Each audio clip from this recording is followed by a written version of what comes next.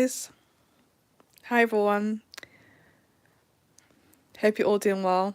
I'm going to do a live about godly men are walking away from toxic church women because, and I feel like it's so important to talk about, you know, the mindset sometimes toxic women have in church. And, they're supposed to be godly women, but sometimes culture will try to seem like it's okay to have certain traits that are not good. So, first one I'll be talking about is the attitude. So one of the reasons is the attitude.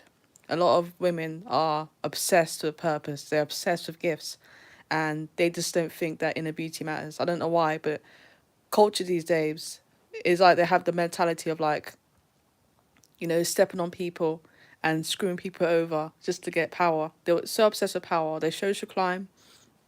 They social climb. They don't care who they hurt. They don't care who they step on.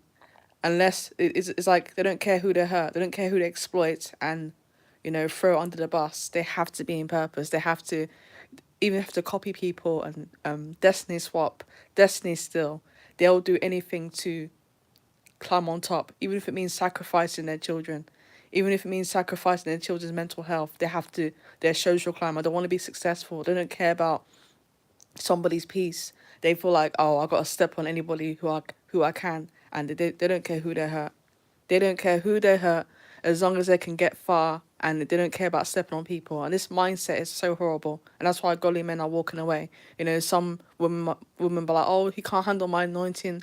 He can't handle my anointing. They can't handle my gifts. I'm a lot of a person. Like I come with a lot, and it's like no, is they have a nasty attitude and they try to cover it up. So it's really important to protect yourself as a man and to heal as a woman and realize that you can't copy and think that this is going to work. It's not. Having this mindset of having a nasty attitude, being horrible, stepping on people, just being so rude and arrogant, full of yourself, prideful, can't take correction. Or it like for instance, some women are very rude. Like I could be talking to somebody, like oh I will talk to somebody and be friendly and polite, and someone would come and rudely interrupt. They'll come and rudely interrupt, and they'll come into the conversation and cut me off, and they don't even acknowledge me, and they'll try to say, oh, it's spirit of rejection, it's a spirit of rejection, no, they have to acknowledge their horrible behavior. Like some women are so obsessed with image. Some women are so obsessed with their image and their character, and they worry about how they're viewed. They can't take correction. They'll say, "Oh no, it's spirit of rejection. It's spirit of rejection," and they're so rude. Like I could be talking to somebody, and they'll barge in the conversation, and they'll barge in the conversation and leave me out, and I'm there by myself being invisible, and it's rude. They will try to say it's spirit of rejection because they don't care about gift. They don't care about the fruit of the spirit. They don't care about the fruits of the spirit. They don't care about character. They don't care about patience. They want to social climb and step on people.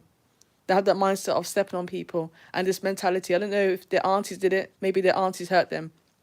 Maybe their spiritual mother or biological mother didn't care about their feelings, and now they want revenge. Now they're in church and they're trying to get revenge. They all that anger they have in their auntie, their mothers, they want revenge.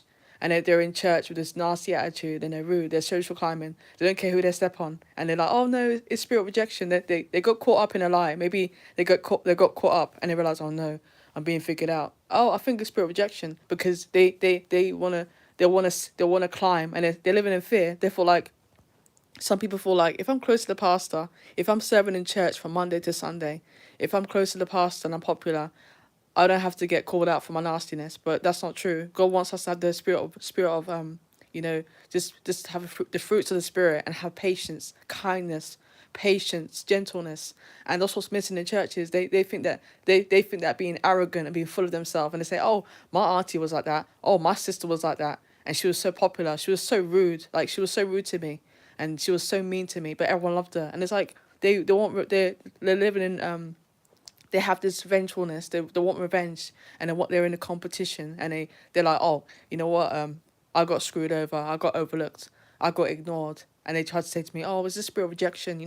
You probably need to go on a fast." And they don't want to actually improve themselves. Like a lot of women in church don't like self improvement. That's why godly men are walking away, and women are brainwashed into thinking that, oh, you're a whole package. Yeah, you got everything. You got the qualifications. You're in church serving, and he's just intimidated. He's not intimidated. He's not intimidated. He's disgusted.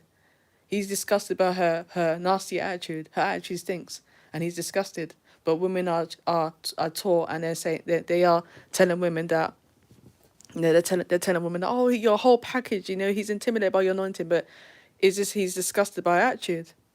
He's disgusted by her attitude. Her attitude stinks, and they're thinking that all they have to do is go into church, serve, manipulate people that are new, that are quiet, and manipulate them and control everything, and then the right guy will come along. But it won't be a godly man, it'll be Ahab man. So it's so important to know that having a good character is so important. It's still important. The fruits of the spirit is still important. Orphans and the poor, the lonely, people that don't have friends, they are still important. We have this social climate mindset like, oh, if I just get close to the pastor, if I just get close to leaders, if I'm popular, I'll be safe. But no, that's not true. That's not true. That's not real foundation. That's not real foundation. A lot of women in church have it all wrong. They're getting close to the pastor. They're getting scared. They're scared of their reputation. So they say to themselves, you know what? If I just get close to the pastor, I'm gonna be okay. Like no one can't call me out on my exploitation. No one can't call me out on that. No one can't call me out on my manipulative behavior, my controlling behavior if I'm close to the pastor. And they feel like if they just stay in church, controlling everything, being a martyr, and just being so rude and having no respect, they're thinking, well, the pastor needs me. So, the pastor says I'm a good person. Like even if some men are married, and they have to suffer in silence because she's a horrible person to live with, but everybody loves her at church. Everybody adores her at church, but she comes home and she gives her husband and kids the crumbs, and they're just thinking, who is this person? Like they're angry. Some people saying, oh my gosh, your mother is this, your mother's that, and your wife is this, and your wife is that, and they're like, who is this person? So there's a lot of resentment, and people are obsessed with selfish ambition, church planting, and they're giving the church the all, but they are so horrible to their family. And a lot of people are walking away from Christianity because of horrible parents. They have no fruit of the spirit. They have no patience. They have no patience. Everything's about image. Everything's about purpose and purpose. All these power circles. We have all these power circles about businesses and all these ideas, but no one's talking about you gotta have patience. That's why a lot of businesses fail. There's so much power circles and sisterhood about starting a business, but no one's talking about their attitude. A lot of people have to close their business down because they have horrible character. They don't know how to speak to people because their aunties talk to them like trash, and they talk to other people like trash, and they think that they think, oh my gosh, is it my logo? Like, a lot of people are like, oh, is it my logo? I think my logo needs to change. I think it's witchcraft, but they're just horrible. They think, oh, maybe I should try a new strategy, but no, they're just nasty. They have a nasty attitude, and they think that they have no patience. They're arrogant. They're full of themselves. Can't handle rejection. Can't handle the real world, and they try to act like, oh, you know what, people are envious of me. They're jealous of me, but it takes more than even starting businesses. Everyone's talking about, oh yeah, start your business. They have all these power circle events. They have these sisterhood events. They're saying start this, start that, but what it really takes is patience. What it really takes is a good character and have a good attitude. And that's why a lot of these businesses close down, because of their attitude. And then we laugh about it. We laugh about, restaurants and stuff like that. We laugh about their attitude. But what's really important is the fruit of the spirit. And people are like, oh, it's racism, it's colorism, it's racism, it's colorism, it's this and that. But when it comes down to it sometimes it's the character, it's the nasty attitude. And people think that, oh yeah, it's the color of my skin is because witchcraft, but they don't acknowledge their horrible behavior. Like so many women in church, they have such a nasty character, and they're probably saying to themselves, you know what, my auntie's rude to me, my mother was rude to me, my sister was rude to me, and I was bullied. I was gonna do what I saw, and they say, oh, you know what, and they try to brainwash other women. They're like, oh, let me mentor you, but they mean control. They mean, you know what, my spiritual mother manipulated me. She controlled me. She told me what to do, and gaslighted me. I'm gonna do the same to you. And they're calling it mentorship. But Their aunties, their mothers control their life, and they feel resentful, and they're thinking, let me just do what let me just do what my aunties did to me. Thinking, oh, I came out just fine. I came out just fine. No, I came out just fine. So a lot of godly men aren't buying it. Ahab's misogynists. They might roll with it. They probably know that they're toxic too. Like they're toxic too. So they probably just roll with it. But godly men aren't buying it. They're not buying the performance. They're not buying the performance. And some women, they go in church and they say, oh, I did this in church. I volunteered. I gave my time. But they saw the nasty attitude, because you can serve in church for 10 years and not be found by a guy, and not find anybody, because some people have the some girls have the mindset of like, if I just stay in church and serve and stuff like that, I'm gonna be found because I'm doing works. But men aren't buying it anymore. They want peace. They don't want someone that's rude. There's like a scripture in the Bible that said that a man rather be on a rooftop than be in a big house with someone that's arguing all the time. And it's like, they're getting it wrong. They're thinking that, oh, if I just serve in church, have full humility, when my pastor's being bossy and rude and ungrateful, I just bite my tongue and go home and shout at my husband. Everything will be fine. But it doesn't work like that. So it's really, really important. It's really, really important to have good character. It really is. We can't laugh at people and say, you know what, it's spirit rejection anymore, because people aren't buying it. A lot of people aren't buying it. Godly women aren't buying it either. They're seeing it. They're seeing a nasty character and thinking, you're not going to gaslight me and tell me it's spirit of rejection. You are a nasty person and you have no self-control and you have a bad character. You need to heal and take accountability for your actions.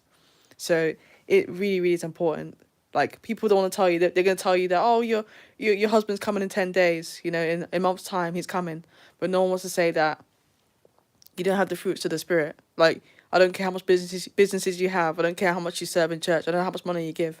If you have a nasty attitude, if you're horrible, if you don't have patience, if you don't have the fruits of the spirit, it's literally a waste of time, because character is so important. Having a good character is so important, and everybody's trying to social climb. Everybody's trying to get close to the pastor. Everyone's trying to be full of flattery, like shallow flattery. Like, oh, if I just be bubbly and flattery and smile at the pastors, then I can be an evil person at home, and no one will take it. No one will take me. No one will take my family serious when they cry out for help.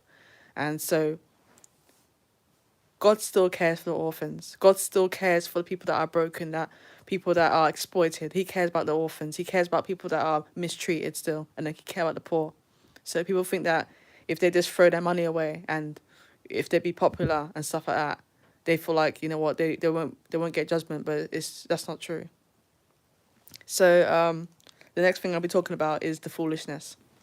Some women in church, they're sheltered, and they can make bad decisions. They can make bad financial decisions, and it's foolish behavior. People might feel like, oh, I'm a victim, I was misled, but it's still foolish. It's talked about in the Bible. If you're making silly decisions and you could be making bad financial decisions, you could be making decisions about your home and your family. It's so important to be wise. It's so important to be a wise woman. If you're going around being foolish and being ignorant, it can destroy families. Men aren't buying it. When men hear about you constantly being scammed, you constantly being exploited, you constantly being like misled, they think about their kids. They think about their home. They think about their finances. If you can't think for yourself, if you keep getting brainwashed by cults and you're not learning from mistakes, they look into that. If you they don't see a helpless victim. Like, sometimes we all make mistakes, but if you're constantly, if you're constantly being, misled and scammed and exploited all the time, they're thinking about your sense. They're thinking about your mindset. If you can easily be misled and you can't think for yourself, they're worried that you're going to be brainwashed and destroy the family. It's so important to have sense. It really is important to have sense, because it could destroy your family. It could destroy your home. You could end up being homeless. So you have to be wise. You have to can't be foolish. If you can't discuss with your husband about your money choices, about what you're gonna do for the church, what you're gonna give to church, what clothes you're buying, if you're gonna recklessly spend and have if you have money habits, you're constantly buying clothes, you're constantly buying stuff when you're stressed. How do you react when you're stressed? Are you buying a lot of clothes? Are you being materialistic? How can you control yourself when you're angry? Are you buying all these stuff and buying clothes and having bad money habits? Like, what are you doing with your clothes? Like, what are you doing with your mindset?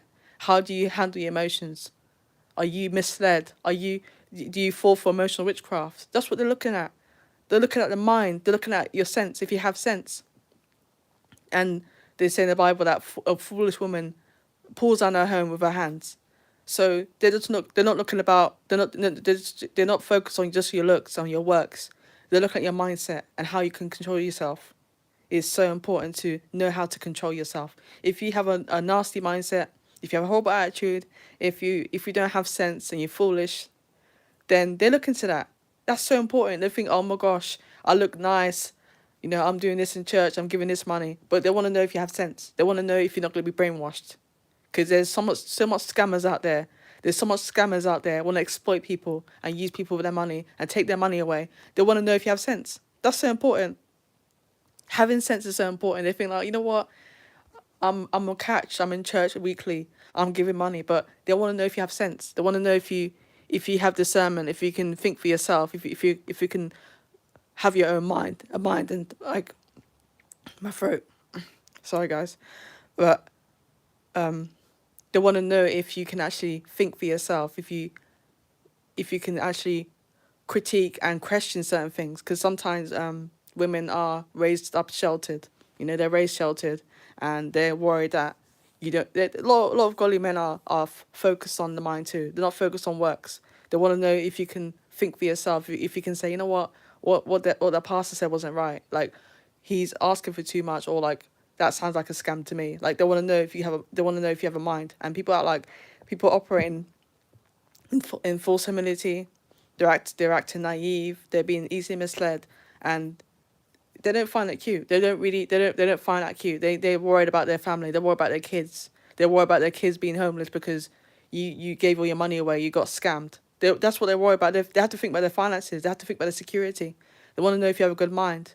And what's taught in churches and in culture is like, oh, he's coming, and you don't have to have sense. He's gonna save you. Like, if you just give all your money away, he'll just say, oh, sorry, that's okay, and hug you and get on things. They have this fairy tale mindset. They had the fairy tale mindset, like, oh, don't worry, if you give all your money away, if you're easily misled, they'll just hug you and say it's gonna be okay. But they don't really talk about having sense and being wise. Is in the Bible to be wise, but it seems like being easily misled. It just seems like being easily misled is cute. It's like, oh, don't worry, you know what, you meant well.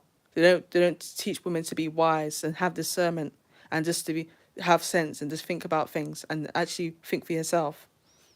So the next one is the competitive behavior.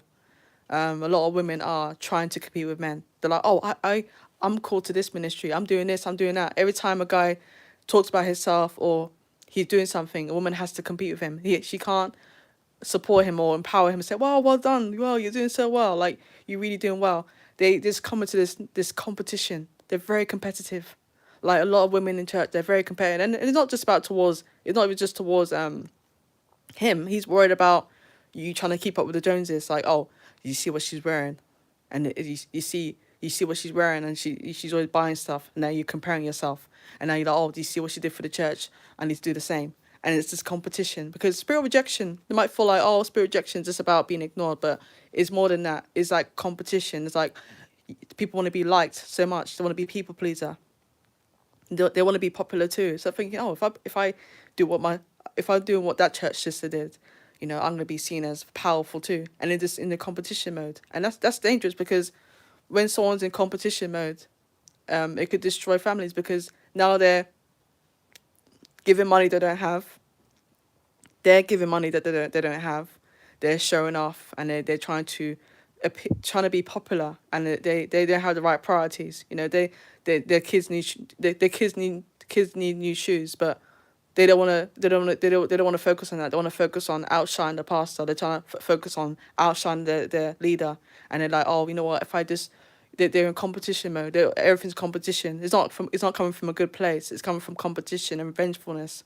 So like, just being in competition and one up behavior, like, completely competing with people is a nasty trait, and godly men see that. I think I can't have a woman that's obsessed with people. I can't have a woman that's constantly in competition. That's complete like always jealous of somebody and trying to outshine them, thinking, oh my gosh, did you hear that she went on holiday twice this year?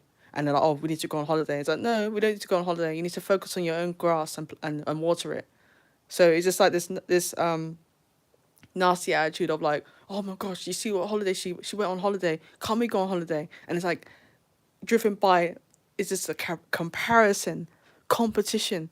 Can't focus on your own family. Everything's competition. Oh, she went on holiday. We need to go on holiday. Everything's competition. Can't focus on your own family. That's what godly men are looking at.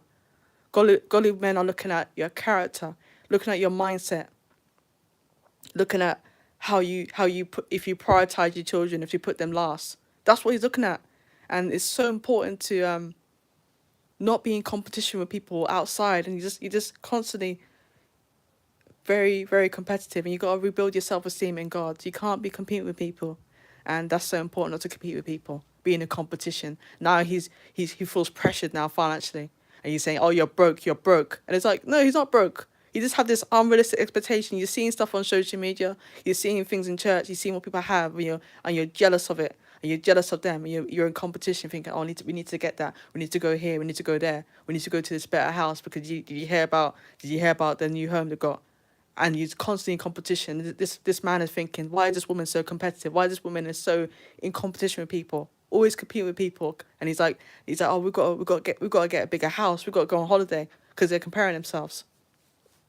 Constantly in competition. Can't enjoy being at home and being a homemaker and creating peace. You're just in competition, and you ruin his mental health. You ruin a men's mental health, and you ruin their physical health because you're constantly in competition. Constantly in competition. A man's thinking, what is going on? Because it's like everything's a competition. He can't relax. He can't relax. He can't be at peace. So it's so important to think about your family. It's so important to think about your family because godly men aren't buying it. They hear all the stories. They're hearing the stories about the materialism, the competition, the constant competition, the pressure, the financial pressure, that the entitled princess mindset that women have, the entitlement that women have, that the princess mindset, and they're so obsessed. They're really obsessed with impressing people, and they're full of competition. So the next one is being judgmental. We're all flawed. We're all flawed, and it's so important to know that we're all flawed, and we have certain things we've got to work on. But being constantly competitive and in just mental and always criticizing him and mocking him all the time. It's like no one's perfect. The woman's not perfect either. But sometimes women love like church because sometimes they want to hear the sound of their own voice and want to be judgmental. But having this mindset, thinking, oh, I'm perfect, you're not. You need to be better than me. You need to go to this event. You need to be doing this in church, and they're just in competition. They're like, oh, you're doing this, you're doing that, and some men, they know that they're not perfect, but they don't want to keep being bashed and criticized all the time. And we're not all perfect, but sometimes men feel pressure. They are human beings, and they want to feel accepted for who they are. They don't want a project. They don't want to be a project to a woman. And sometimes women have this mindset of like, let me build somebody. Men don't want to be built. They don't want to be a project. They want to be accepted for who they are. And some women in church have this mindset of this like being judgmental and being critical, and men just want to be themselves. They don't want to be a project. And it's so important to know that. It's so important to accept the guy, but they can still improve, but at the same time they don't want to be constantly criticized and mocked. And that's why they don't like church women, because they seem to want a project, and they don't accept the person. They want acceptance, and women feel like they can just like try to control someone and say, oh, you need to do this, you need to do that. But they're very judgmental. And the next one is the martyr mindset. They want women that are feminine. They know how to relax. They invest in self-care. They take care of their skin. They take care of their body. They have boundaries. They don't want a martyr that's like, okay, I'll do it. They're just constantly miserable and tired, and they're overworked and they're miserable. They don't want women like that. And women are like, oh, you know what? I serve in church from Monday to Sunday. I do this and do that. Where's my husband? But it's like they want women that enjoy themselves. They're authentic. They can say no. They can say, you know what, this is not working for me. They don't like a false humility. They don't like performative churchy women. They don't like the performativeness. Like, oh, let me just operate in false humility. You're gonna see behind my he's gonna see me that I'm working so hard. But they want women to actually take care of themselves. They actually love themselves and have boundaries. Because they know that if they have children, they will take care of their children. If they could take care of themselves, they can take care of their children. That's what they're looking at. They're not looking at your martyr mindset. You overworking yourself. Can't say no to the pastor. Can't say no to people. Just constantly working and working and working and trying to prove yourself. They don't like that. They don't like that people pleaser mindset because they're worried that you're not gonna have time for your kids. You're not gonna have time for him. That you're just don't have no moral, like not morals, but don't have boundaries. And like you just accepting everything. You're a people pleaser. You're worked out. You're burnt out, and you can't say no. And you might think it's cute. You might thinking, oh my gosh, you're gonna see that I'm so hard working, and you have false humility. But a lot of women that are working hard and they're miserable. They have false humility. Men don't like that. They don't like women that are like, oh okay, I'll do it, and they come home with this nasty attitude, having this martyr mindset, like I'm overworked. Learn to say no. They like women that have a backbone, that can say no, that's assertive, that can say no, have boundaries, because that means that you can take care of your children, you can take care of him. If you know how to say no, if you know how to have boundaries, have self control, and say, you know what, I had enough now. They like a woman that's authentic. They like a woman that's authentic that can say no. That could be like, you know what, that's too much for me. They don't like the fake, performative church girl. They don't like the performance, that fakeness. Like, oh yeah, okay, I'll do it. I'll do it. It's all right. And they don't like the martyr mindset because they know that they're gonna come home and you're gonna have this nasty attitude because you couldn't say no to people. So they like someone that take care of themselves, having a martyr mindset, being a martyr and just be like, oh okay, I'll do it. They don't like the fake performance. They don't like fake performance, and you operate in false humility and pretending, oh yeah, yeah, I'm okay. Everything's fine. Like, but you're not fine. You're angry and you're bitter. So they're not like toxic church women that are just very very rude, no self control. They act like they're okay. Oh yeah, I'll do it. It's fine. And they're people pleasing, but they come home and have the nasty attitude. They're making their family feel uncomfortable because they don't know how to say no, and they're angry and they're performative and they're fake, and they don't like that. They don't like the fake performance that pretend to be nice and kind. They want someone that's actually that can say no and have boundaries. And the last one is the hypocritical spirit, like being hypocritical. You say certain things, like you say, oh my gosh, I can't believe that she's so rude and she has no respect, but you go and do the same thing. They don't like the hypocritical behavior. Like it's always like a double standard. Like you don't like you don't like selfish ambition, and you don't like people being selfish, but you're being selfish as well. So don't be a hypocrite.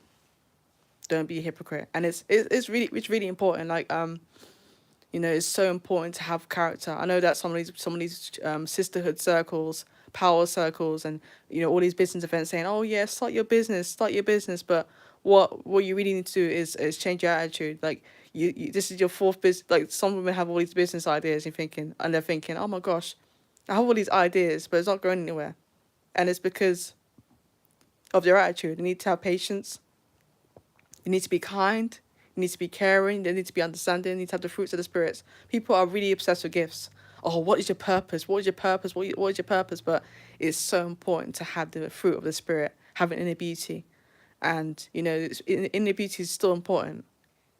The fruits of the spirit is still important. Sometimes they feel like, oh, yeah, activate your gifts today. Know your purpose today. Know your identity today. Oh, yeah, you're going to know your purpose. I'm going to help you with your purpose. But no one's really teaching women how to have good character, how to have self-control, how to stop being so rude to people and trying to make it like, oh, it's a spirit of rejection. No, it's not spirit of rejection. You're rude.